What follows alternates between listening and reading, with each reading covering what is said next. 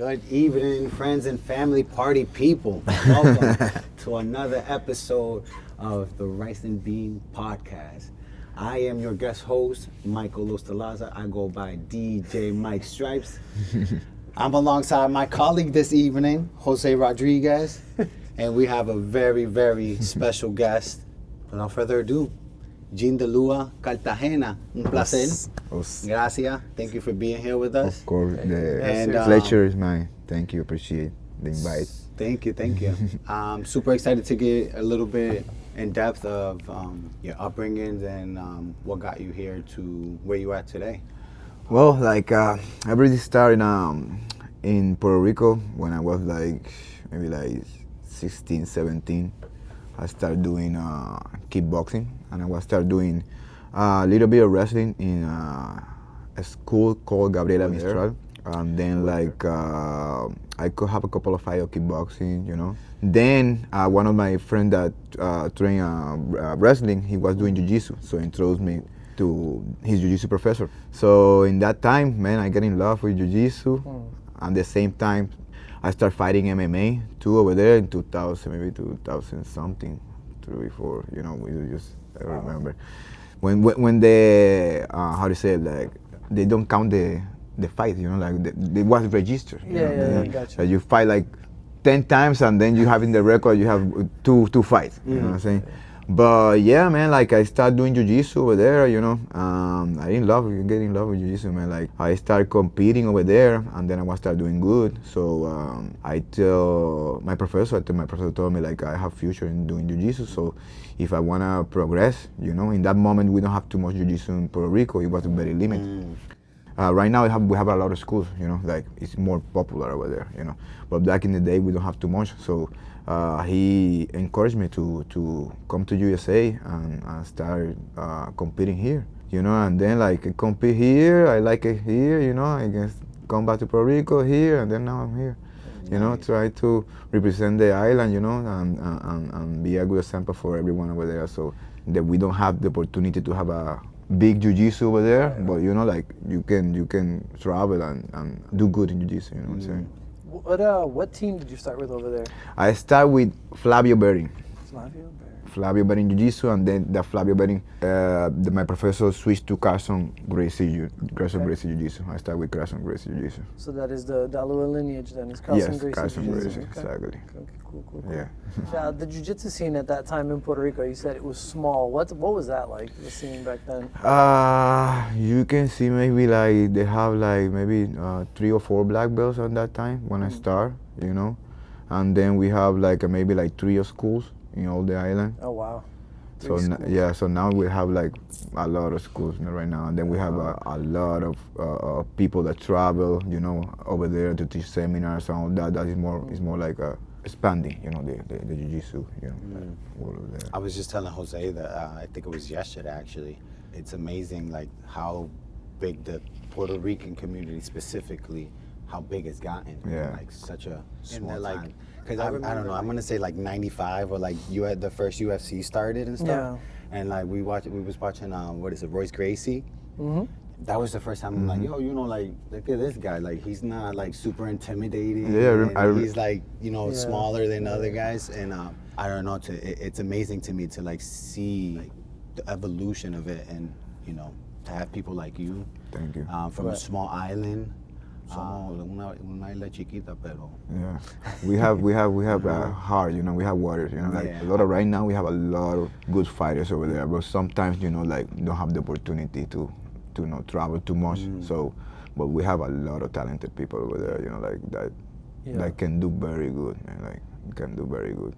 Yeah, and bright future.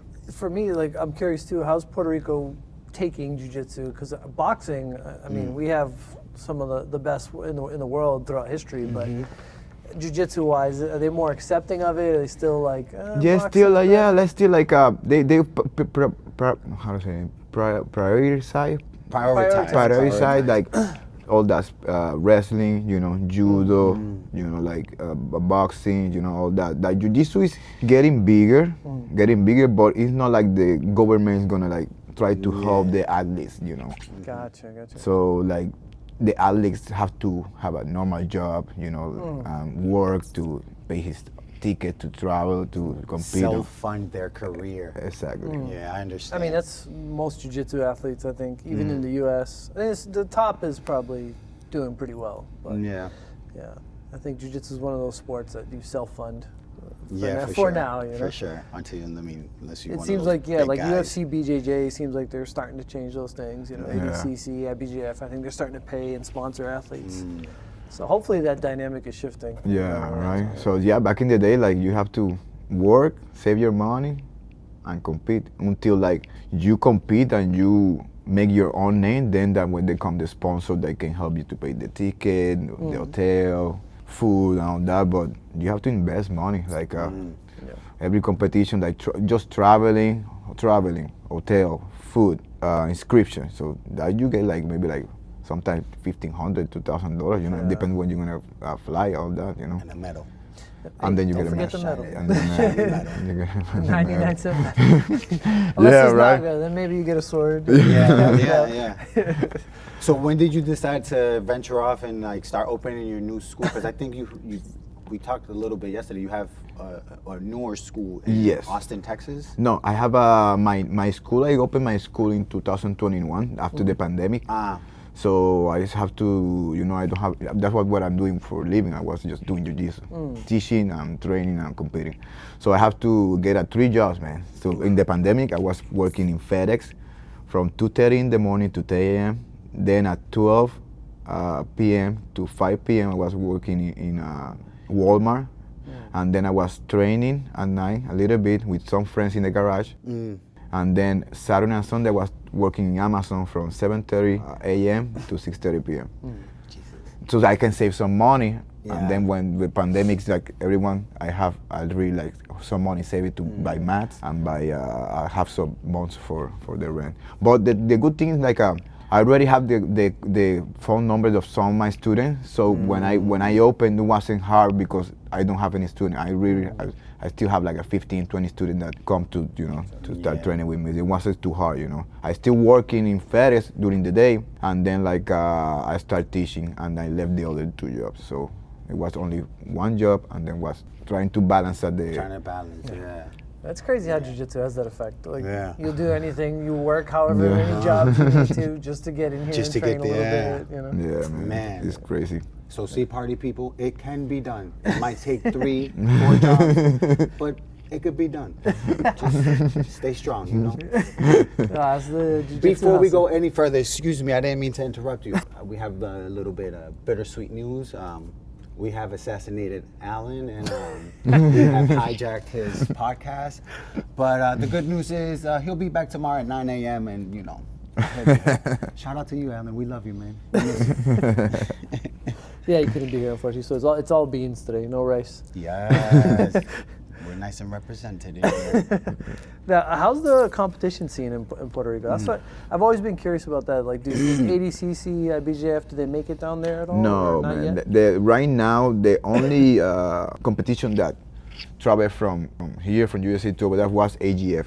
AGF. AGF. Oh, I remember seeing that documentary. Actually. Yes, the AGF. Yeah, Brandon Quick communicated with me, and then he told me that he want to bring over there AGF. So I transferred to one of my good friends over there. He make tournaments too. So they get in contact, and we do AGF over there. I don't know if it was a couple of years ago.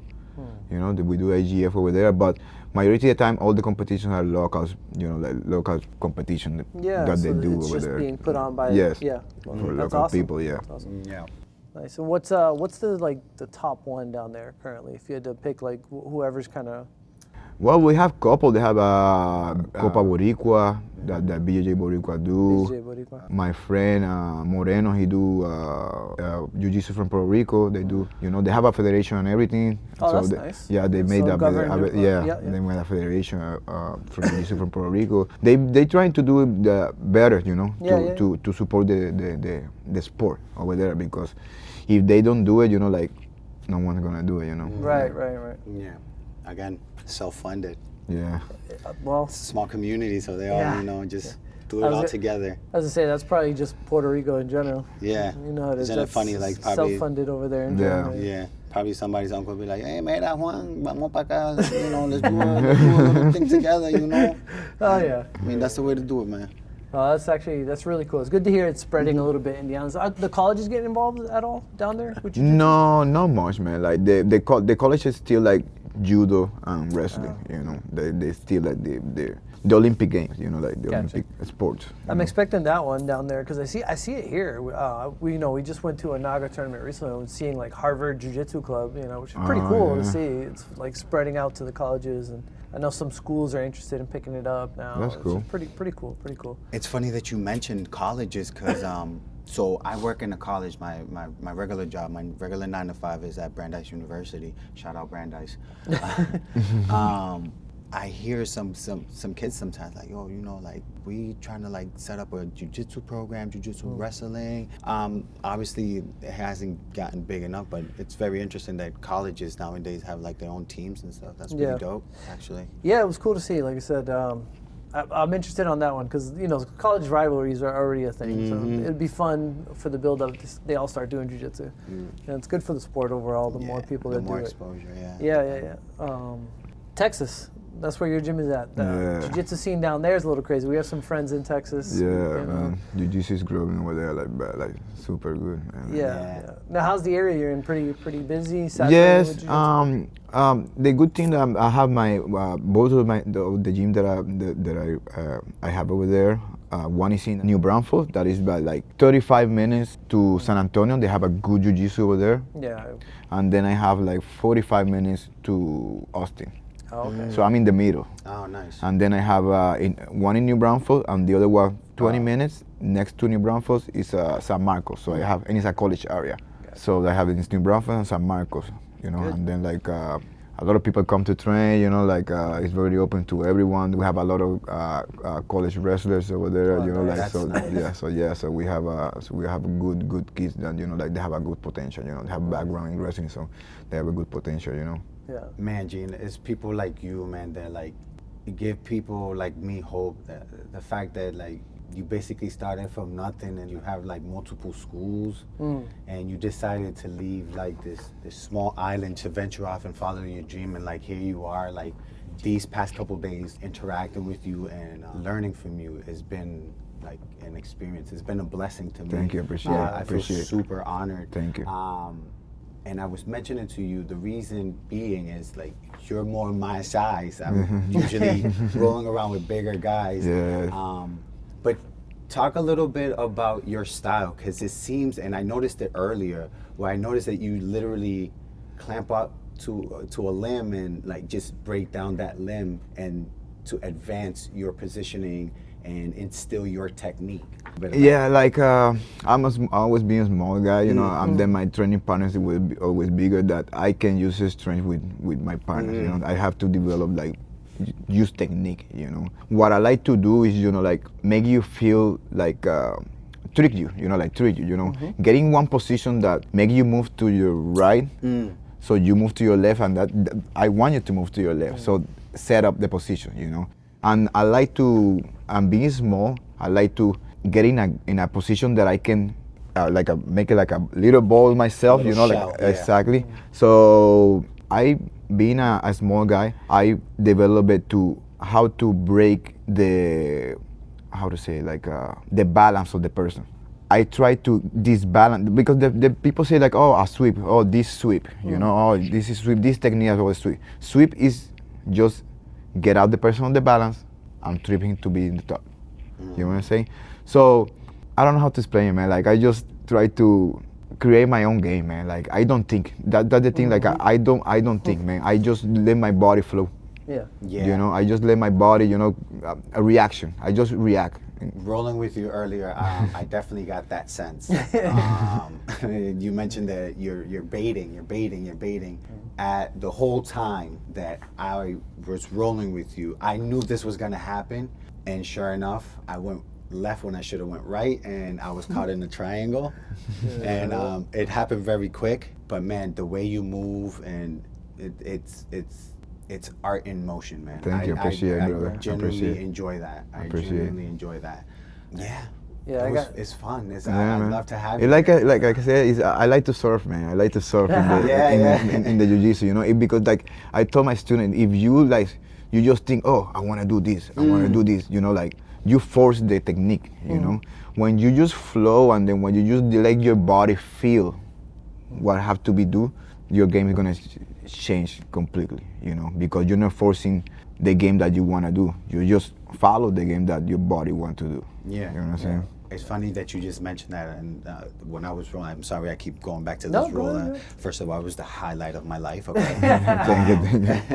I don't know if this is gonna make any sense, but you made me comfortable to where I could just let myself flow a little bit, because I was like trying to spin under you, and like trying to get like I don't know exactly what I was doing, but I felt good doing it, right? And I guess that was more to your style and what you was trying to do out on the mat, you know, which I greatly appreciate. Of course. Yeah. My opinion, like you learn more jiu-jitsu rolling, like no like going hard and don't trying to just match the other person, you know, because you want the other person reactions, you know, like if you don't let the other person play his game, you don't gonna answer that question. You know, say he's trying to question you something, you're trying to answer. That's about jiu-jitsu, you know, answer and question and answer, question and answer. So that way you're gonna learn more how your body works. You know, that be like trying to smash shoulder pressure and don't let the other person move. What the person in the bottom is gonna learn and what you're gonna learn? Nothing. You know, like you have to let the other person move, getting in position, getting in traps. I get the triangle, let it go and keep going. Yeah. You know, you're gonna learn. I think, in my opinion, you're gonna learn more than just being like a hard. Some days you have to like beat each other up. Yeah, if you're competing. You know, you competing. You know, but I think that majority of the time, like rolling with a partner that have the same mentality that you just wanna get better, both of you guys, and let that, you know, like flow. Is gonna help you a lot, man, and that's what I like, and I teach my students, you know, like some days I go to my studio and I rub my finger and say we're gonna Decimos nosotros, hoy vamos pa' encima. vamos pa' encima. I recognize But the some finger. days, you know, like He's like, no, they know that when they see me that I start the class, okay, go grab your map, and they see me wrapping my finger. They say, oh, today's gonna be hard. I say, yeah, my friend, today is gonna be hard. yeah. At least they know. But you need those days. Oh yeah. Oh yeah, and then and then another thing, I visit gyms, you know. I visit a lot of gyms and then because you need to be in the spot that you get beat up to. Yeah. And I have friends over there in Austin, and I visit King Ways over there because I have a good friend over there that sometimes I go to train with them, and then, man, like I feel like man, seriously, like I have 3 months in jiu-jitsu. Yeah.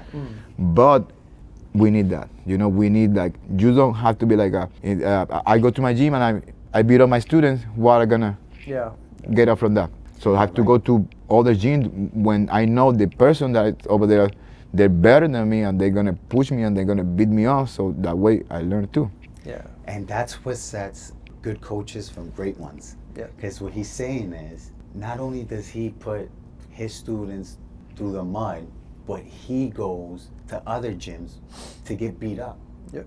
You know what I'm saying? That's why this sport it is what it is. It's a humbling sport, but when you purposely looking to be humbled, man, you just have success, man. I gotta tell you, man, that's super refreshing to hear from somebody from your generation. You know, because I think, you know, no disrespect, but your generation is like now is old school. You know, you come from the old school. Yeah. But you won't hear too many old school guys saying that. Not anymore, you know. But that is nice that we have the same like hit mentality here. Everything you said about flowing, light sparring, having to do the hard rounds as well, cross training. You know, we don't have a Kingsway up here, but we have a nice little school up in Hudson, New Hampshire called Precision Jiu-Jitsu, and those guys are heavy hitting, man. Yeah, like man. they're good, technical, nice guys to train with, and they're open. You know, they're very open to cross training, and our guys get a lot of it. We get a lot of it. That's it good. Does change you. Yeah, That's good because encourage my students.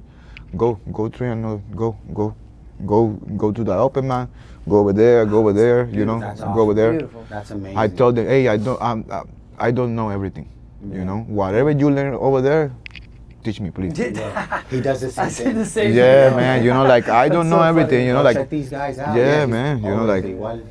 It's awesome. Yeah, we try to bring people in here too, like whoever's open to workshops, seminars, whatever, come do a guest spot, like teach a Yeah. class. Yeah. That's so big, man. That's Yeah, it is. That's That nice. is. So, Gene, so you've been here for what, 2-3 days? Well, Couple here. days, yeah. Yeah, A couple When'd you get days. here? Thursday, Thursday? yeah. What do you think of the overall atmosphere of IMA.Worcester? Oh man, I love it, man. Like, you know what I love it? Like, we have a lot of Puerto Ricans here. Yeah, man. that's the whole- Bro, You yeah, might have bro. to. Man, like the vibe, man. I enter, see the flag over there, like it's a good vibe, man. Like, and I love it, man. Like, I meet Jose, like, I think we connect in the beginning very fast, like, very good person, and thank you for bring me here and give me the opportunity to, to affiliate with us, like, it's an honor, have a gym, like here, more in Massachusetts, and where I grow, where I was over here, in the beginning, like for a couple of years, and then like have a gym here is made me happy, like. Yeah. No, we're It's excited. cold, but it's good. Yeah. The cool thing, man, when you opened up your seminar and you bust out Spider Guard, just seeing all the people's eyes are like, yes, Spider. Oh, They yeah. love it, yeah? Alan he's not here, but man, that's his game. Like, Yeah. That's cool. He's kind of an old school guy too. That's cool, that's being cool. purple. He likes. Miguelito was like, oh Yeah. yeah, because he was just talking about Spider Guy, so it's like he lit up like a freaking Christmas tree. Yeah. No, for us it's cool, Yeah. Like you said, we got a lot of Puerto Ricans, and there's not too many. I don't know what the island is like these days, how many black belts we actually have, but it feels like it's so low, Yeah. So it's nice to be able to be affiliated with somebody who's literally Yeah. from the island, grew up like us, Yeah. I feel like all of us have a very similar background. Grew up poor, they took me from Puerto Rico at 3 years old. Yeah. Here, broke as heck on Main South, and Yes, sir. not even having money to afford to train until like I got on the the job I Yeah. had. And that's when I started jiu-jitsu, Yeah. and then finally finding somebody like that is huge. Thank you, appreciate it. I love it, because like I want to people from Puerto Rico, Puerto Ricans that knowing they are not in the island, they are here in the USA, and they do jiu-jitsu. I want that they know that we have people over there that can make it here and be successful in jiu-jitsu, with hard work, dedication. And then it's not like okay, it's a small island, that we have the resort, we have very good judo guys, we have very good wrestling guys, like we have good jiu-jitsu guys over there, MMA guys. Right now we have a couple of MMA guys, fighting for Anthony Pettis, Anthony Pettis League. So we have a couple of the. Oh, he's got a like MMA thing down there. No, they have it here in USA. Like sometimes they have. okay, as from a your gym out in Texas. From my gym, from my affiliate gym, Puerto Rico. Some of the fighters that he have train over there. Oh, that's awesome. That's fire. Yeah, it was cool. Anthony Pettis was one of those guys in the UFC. Yeah, He right. throws up the flag, or Yeah. like here we have Rob Font. He coaches here. So it's just again we have so many. It's just it's cool. It's cool. Like, the little kid in me is always excited walking in. I look over. I'm like, oh, we're good. Yeah, we're well represented, man. Forget sometimes, It's Yeah, cool. man. It's cool. Leave it to Puerto Ricans to take over something. Yeah. I don't know about take over, man. We're here. We're here. halfway there. So you have to be like one of the top, if not the top, like black belt in Puerto Rico, yeah? Is that like a fair assessment? like one of them, like that. Top 5? Yeah, I can consider him about top 5. Yeah, that travel, and have the accomplished that I made. Yeah, like we have other ones, that grow in the island.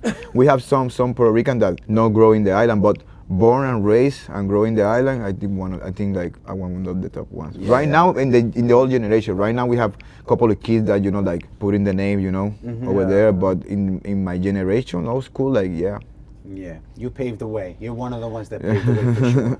Yeah, man. I live all my friends, all my family, everything, man. Like to make my dream, like. And now when I go there, people can see it, the effort that I made, to be where I am today. Thank Yeah, God. man, and they appreciate it. Yeah, They man. appreciate it. A lot of our people, they get so lackadaisical with the lifestyle out there, and I feel like they're almost afraid to like venture off. But you took that risk, man. Yeah, man.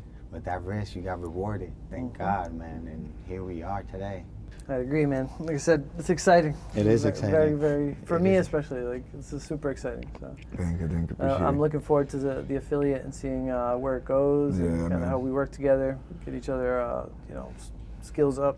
Yeah, man. Yeah, like I said, like anything you guys need, just let me know, man. Like right now, we're gonna, like I told you, we're gonna have a camp in summer because my professor is in New York. He have 7 schools in New York, so we're gonna do a camp, and then like from Florida, from Puerto Rico, from Texas, from here, from Ukraine, brother. We have gyms in over there in the Wow. I don't know where. Sometimes my professor, I message him. No, I mean like Lutania. I was just say, man, Lithuania? Yeah, Paris. yeah. You know, like we have a school, and then sometimes they travel, and That's then we cool, have a man. That's big camp. You know, for 3 or 4 days. He bring a legend like the Pimenta. You know, Oh, like wow. he bring Queixinho. You know, he bring like very good fighters. You know. That's amazing. Now I know you say you're a professor, but I don't think I know who it is. But these guys don't know who it is. You want to talk about him a little Oh bit? yeah. My professor is Andre Montero. He bring me. He's from Brazil. He was Carson Gracie. Before I met him, I was in Miami. I was gonna fight an MMA fight in Puerto Rico, and I go to Miami to train with Cyborg. Oh yeah. Jeez. I stayed a couple of months over there training with Cyborg. So I meet a black belt called Marcio. That was we was living like how many fighters? Like maybe 8 fighters in a 3-bedroom. Oh wow. Dang. So yeah, so we was thinking about. I'm very good friend with Marcio. So like when I leave to fight in Puerto Rico, Cyborg sent Marcio because Cyborg and Andre Montero, they from the same professor, same generation. Okay, so they're very good friends. So Andre need a black belt. He opened a gym and he need a black belt to help him to teach classes. So what he do is he called Cyborg. Cyborg sent Marcio. That we get very good friends over there, and then like I keep connecting. When I was in Puerto Rico, I get very connected with him, you know, talking and everything. And then like Andre have to go to Brazil for 3 months, and he don't have anyone to teach kids class. So Marcio told me, hey, I know somebody, a brown belt. At that time it was a brown belt. A brown belt, you know, that's in Puerto Rico over there, very good, you know, and he wanna travel and come to here to USA. And then Marcio contact me with Andre. I do like in the FaceTime. Yeah. I talk with Andre. I say, okay, come from here. And then he bring me over here and open his own apartment. And you know, like I was the only brown belt living with 5 black belts. Wow.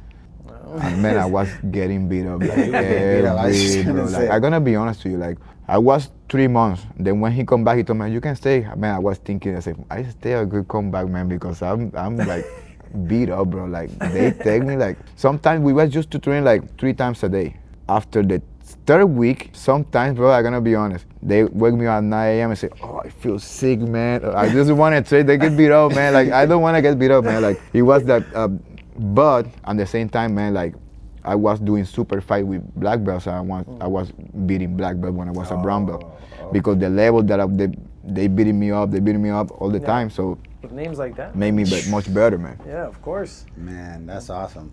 That's so cool. Yeah, you're about Cyborg size. Oh yeah. Oh, yeah. Cyborg's big Yeah, Cyborg. Cyborg, see Yeah. that? Is he No, that- I know his is- size, man. Cyborg is like 220, but he moves like a 145, my friend. Yeah, but is he that like? Is he? He's a big boy, yeah. Yeah, I I was was making a like, joke. he's got to Yeah. be tall, bro. He looks like. Yeah, he's big, bro. Okay. All right.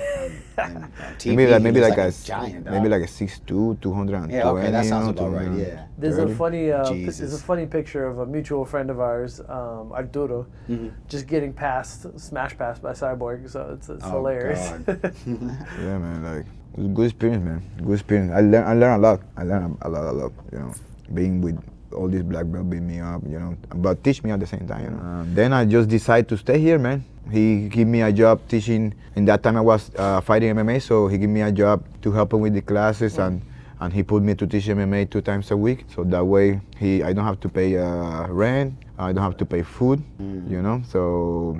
I lived with him for a couple of months. He leave. He get out from Casa Gracia and he put his own team, A-Force, and then he have to leave to New York because he opened the gyms over there. So he let me in charge to all the A-Force in Texas. That's awesome, man. That's awesome. Yeah, man. If you had one piece of advice or a favorite saying for any upcoming gym owners, gym members, people that are thinking about it, but they haven't taken that step, what is your advice to those people? One word: patient, man.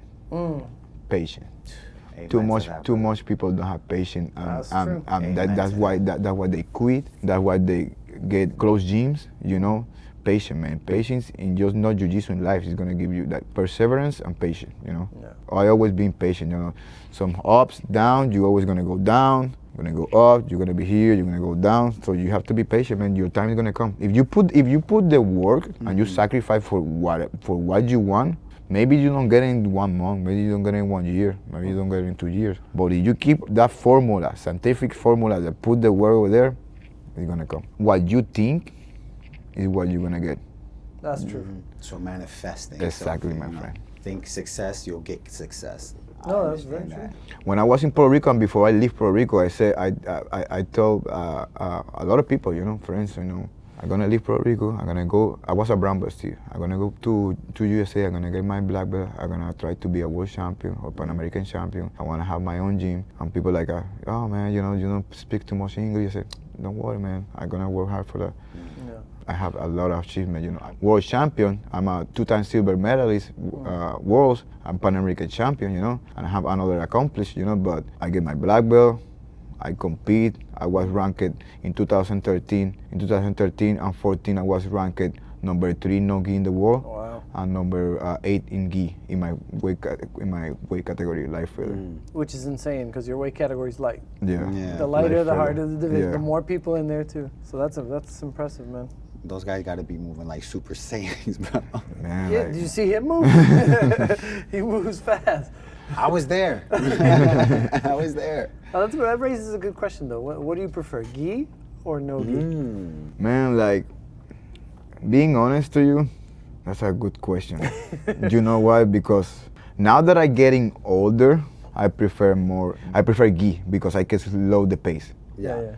Now, you know, like you're getting in age, you know, like you're not young anymore, and then you like, you know, like you can roll for 5 minutes at 100%, you know, like you have to slow it down. You know, I prefer gi now, but I love no gi. You know, I love no gi, man. There's crown belts and all that, and don't have The restriction. the of restriction, gi. you know, the gi, you know. I like both, but man, it's hard. That's a hard question because I like both, man. That's good. That's And I like yeah. to play both. Yeah. I like to play both. You know? So, do you feel like your gi game translate to your no gi? No, I know that's like a debate. Like I feel Yeah, like I mean, you seem like a Spider Guard De La Riva guy, so you got to change a lot. Yeah, I see a lot. Yeah, but my gi game is different than my no gi game. Because in my gi game I'm more Spider Guard, more lasso. You know, I use a lot of the grips of the collar and the sleeve. In my no gi, I just use like reverse de la riva or you know chin to chin. You know, it's very different. I can't have too much grips in the hands or all that. You know, it's all more in the legs. You know, and the position like half guard. You know, leg entries. You know, so in the gi it's more like no more fun, but like you have more accessibility to do whatever you want with the other person, you know, because you can wrap the gi in the neck, you know, like you can hold them tight, you know. Different game. It's two different games. But the gi, in my opinion, the gi helps the no gi instead in the explosivity things, you know, in the explosive, because the gi holds you more. Then you train gi, when you go to no gi, no one's gonna have, you're gonna be more explosive, you're gonna be more faster. So I think like gi complement no gi. Yeah. You know, in not the grip part, but in the explosive and cardio part. that makes sense. I agree too. I mean, even the technical stuff aside, it's just more rounds. Like if you do both, you're doing more jiu-jitsu. Yeah, exactly. You know, the one thing that gets you better is being on the mats, training, rolling, exploring positions. Like, Exactly. it's good. But I do like your reverse De La Riva.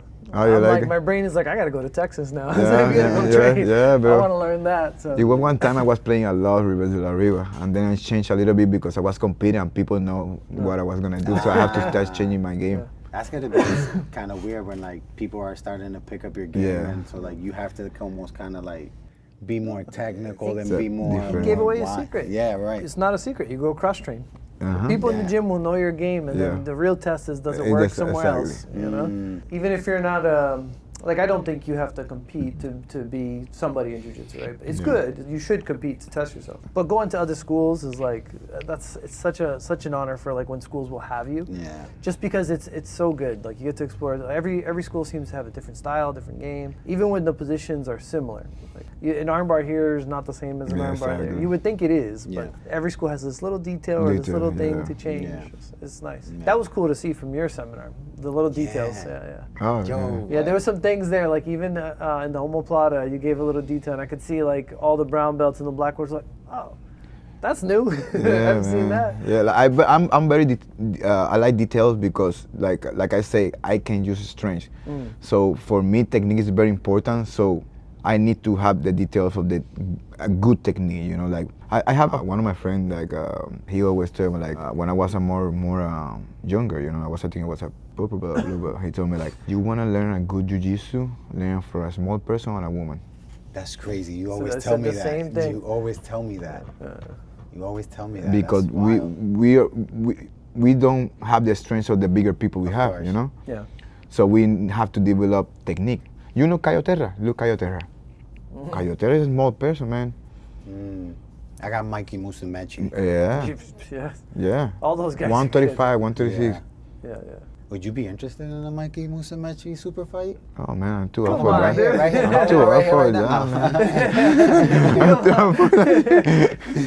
I'm too up for that. But shit. on that, like the small guys, Bruno Marfacin, like Bruno Yeah. Marfacine, dude, that yeah, guy is a yeah, person I watched yes. like over and over when I started jiu-jitsu. Bruno Marfacine, yes, man. It's like I wanted to move like him, then I realized I'm like almost 200 pounds. I'm not moving like Bruno Marfacin. Yeah. Or like you know, like it's Yeah. I just can't.